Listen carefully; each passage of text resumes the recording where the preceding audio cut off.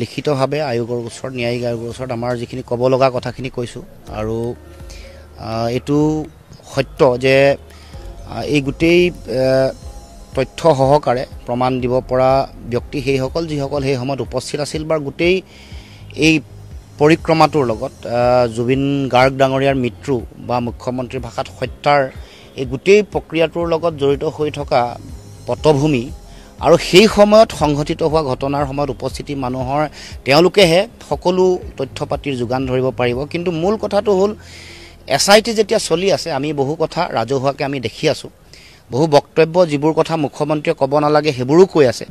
তাৰ মাজত আমি যিবোৰ ন্যায়িক লেকুনা দেখিছোঁ, য'ত ফাঁক আছে, যিবোৰ বিভিন্ন ধৰণে ফৰেনচিক ৰিপৰ্ট যেনেকৈ ল'ব লাগে, তাৰ কাৰণে যিবোৰ চেম্পুল ল'ব লাগে, যিবোৰ কথা বিভিন্ন সেই সময়ত উপস্থিত থকা বিভিন্ন মানুহে কৈছে যে জুবিন গাৰ্গ ডাঙৰীয়াৰ নশ্বৰ দেহৰ ওঠ কলা হোৱা, ভৰিৰ আঙুলি নীলাৰ বৰণ ধৰা, এইবোৰৰ লগত আমি সময়ে সময়ে বহু কথা কৈ গৈছোঁ। এতিয়াও সেইবোৰ কথা উল্লেখ কৰিছোঁ যে নীলা হ'লে কি হ'ব পাৰে, কি চেম্পুল আচলতে লোৱাৰ প্ৰয়োজনীয়তা আছিল, বা এটা এনেকুৱা ঘটনা সংঘটিত হ'লে ফৰেনচিক ডিপাৰ্টমেণ্টৰ তেওঁলোকৰ এটা ৰেগুলাৰ চিডিউল থাকে, এইবোৰ বস্তু ল'ব লাগে।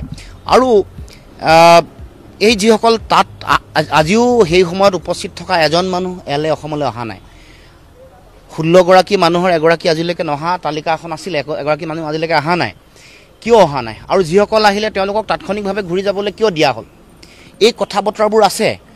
আৰু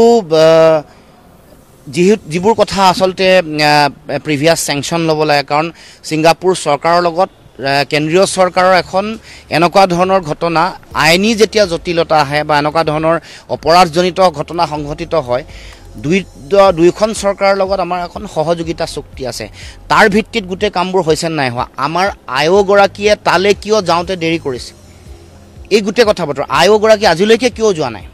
মুন্না প্ৰসাদ গুপ্তাক কাইলৈ কোৰ্টে যেতিয়া সাক্ষীৰ তেওঁলোকৰ উপস্থিতি বিচাৰিব বা সাক্ষ্য বিচাৰিব, আয়োগগৰাকীৰ পৰাহে বিচাৰিব। গতিকে এইবোৰ যে যোৱা নাই, এনেকুৱা ধৰণৰ যিবোৰ কথা হয়তো কাইলৈ পৰহিলৈ ক'ব পাৰে যে দেৰিকৈ যাব, কিন্তু প্ৰথম দায়িত্ব আছিল আয়োগগৰাকী তালৈ যোৱাৰ।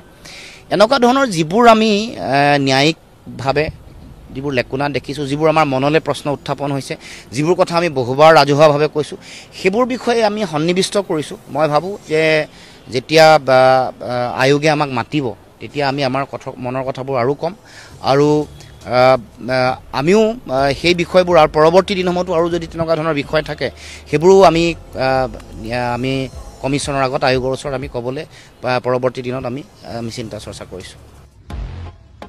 वर्दी की हाँ, गर्मी तो बहुत है, लेकिन आपको शायद पापा के पैसों की गर्मी ज्यादा लग रही है। बढ़ती गर्मी में विवेल कूलमेंट करे आपकी स्किन को सॉफ्ट और आपको कूल। आप समझौता नहीं। तू बस हिम्मत का घूंट लगा और डर को निकल जा,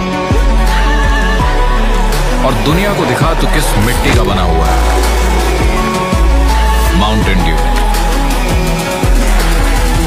डर के आगे जीत है।